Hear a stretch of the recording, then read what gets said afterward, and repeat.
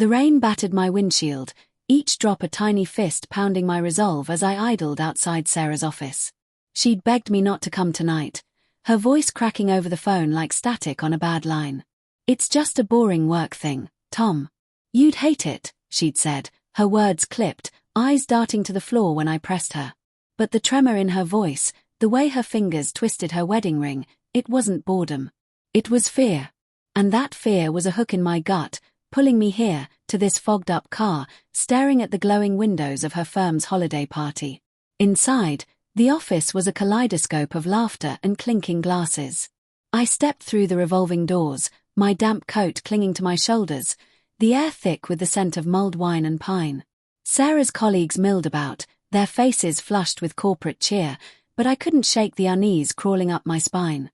She hadn't wanted me here. Why? I spotted her across the room, her red dress a beacon against the sterile white walls. She was laughing, her head tilted back, but her eyes were sharp, scanning the crowd like a deer sensing a predator. Our gazes locked, and her smile froze, a crack in her porcelain mask. She excused herself from a cluster of suits and hurried toward me, her heels clicking like a countdown. "Tom, what are you doing here?" Her voice was low, urgent, her hand gripping my arm too tightly. Her perfume, jasmine, sharp and familiar, hit me like a memory of better days. "You sounded off," I said, searching her face. I was worried. Her lips parted, but no words came. Instead, she pulled me toward a quiet corner, past a table laden with hors d'oeuvres and flickering candles. "You shouldn't have come," she whispered, her breath warm against my ear. "My friends, they're not who you think they are." I frowned, confusion knotting my thoughts. "What does that mean?" She hesitated, her eyes flickering toward the crowd. "Just, trust me. Let's go home." But I couldn't move. Her words were a puzzle, each piece jagged and wrong. Sarah had always been the steady one, the one who planned our vacations, balanced our checkbook, kissed me softly when I doubted myself. Now, her hands trembled, and her excuses felt like lies stitched together with panic. I scanned the room, searching for answers in the faces of her co-workers. A man in a tailored suit caught my eye, tall, dark-haired, his smile too easy as he leaned toward a woman in accounting. Something about him felt familiar, like a shadow I'd seen but never named. "Sarah," I said, my voice low, "what's going on?" She swallowed, her throat bobbing. "It's nothing. I don't want you dragged into their drama." "Whose drama?" I pressed, my heart thudding against my ribs. The room seemed to tilt, the laughter around us turning hollow, like a soundtrack to a film gone wrong. She opened her mouth, but before she could answer, the man in the suit appeared, his hand brushing her elbow. "Sarah, you're missing the toast," he said, his voice smooth as whiskey, his eyes lingering on her too long. My stomach twisted. I knew that look. I'd given it to her once, years ago, when we were just kids stealing glances across a college bar. "Mark, this is Tom," she said, her voice tight, her hand still on my arm. "My husband." Mark's smile didn't waver, but his eyes flicked to me, sharp and assessing. "Good to meet you, Tom. Sarah talks about you all the time." His tone was friendly, but it felt like a blade wrapped in silk. I nodded, my jaw tight. "Funny, she doesn't mention you." Sarah's grip tightened, her nails digging into my sleeve. "We should go," she said again, her voice a plea now. But I couldn't move, not with Mark's gaze boring into me, not with the weight of her fear pressing against my chest. The night unraveled slowly, each moment a thread pulled loose. I stayed, against her wishes, mingling with her co-workers, their small talk grating against my nerves.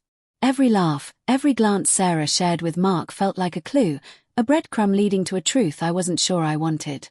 She hovered near me, her hand brushing mine as if to anchor me, or herself. But her eyes kept drifting to him, and each time, my heart cracked a little more. In the bathroom, I splashed cold water on my face, the mirror reflecting a man I barely recognized. Eyes hollow, jaw clenched, doubt etched into every line. My phone buzzed in my pocket. A text from an unknown number. "Check her email. You deserve to know." My breath caught, the words searing into my brain. I wanted to dismiss it, to call it a prank, but the unease that had been simmering all night boiled over. Back at the party, I found Sarah by the bar, her face pale as she stared at her phone. "Everything okay?" I asked, my voice steady despite the storm inside me. She flinched, shoving her phone into her purse. "Just work," she said, too quickly. "Let's go home, Tom. Please." But I couldn't. Not yet.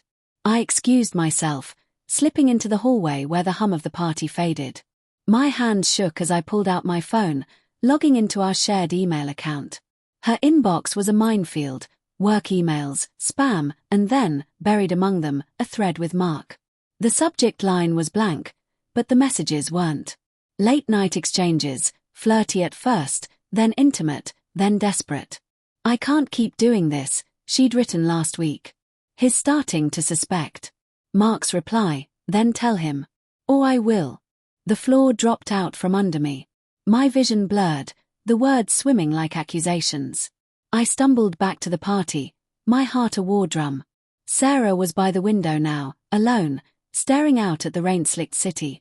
She turned as I approached, her eyes wide with something like dread. "Tom," she started, but I cut her off. "I know," I said, my voice raw, barely mine. "I saw the emails." Her face crumpled, tears spilling before she could stop them. "It's not what you think," she whispered, but the lie was brittle, breaking under the weight of my stare. "Then what is it?" I demanded, my voice rising. Heads turned, the party's hum faltering. "Tell me, Sarah. Tell me why you've been lying to me." She sobbed, her hands twisting together. "I didn't mean for it to happen. It was a mistake, Tom. I swear, I love you." Love. The word felt like a slap, hollow and cruel. I wanted to scream, to shake her, to demand how love could coexist with betrayal. But all I could do was stand there, the man I'd been dissolving into someone new, someone broken, angry, lost. Mark appeared behind her, his face a mask of guilt and defiance. "Tom, let's talk about this calmly," he said, but I was done with calm. I grabbed his collar, shoving him against the wall, the room gasping around us. Sarah screamed my name, but it was distant, drowned by the roar in my head. "You don't get to talk," I growled, my fist trembling. "You don't get to ruin us and walk away." The party froze, a tableau of shocked faces and half-raised glasses. Sarah pulled at my arm, her tears soaking my sleeve. "Stop, Tom, please. This isn't you." But it was me. It was the me she'd made, the me her lies had carved out. I let Mark go, my hands shaking, my heart a wreckage of love and rage. I turned to her, the woman I'd vowed to love forever, and saw a stranger. "Why?" I asked, my voice breaking. Why wasn't I enough? She had no answer, only tears, and in that silence, I found mine. I walked out into the rain, the cold biting my skin, the truth a weight I'd carry forever. Behind me, the party resumed, but I was already gone, chasing a life that no longer existed.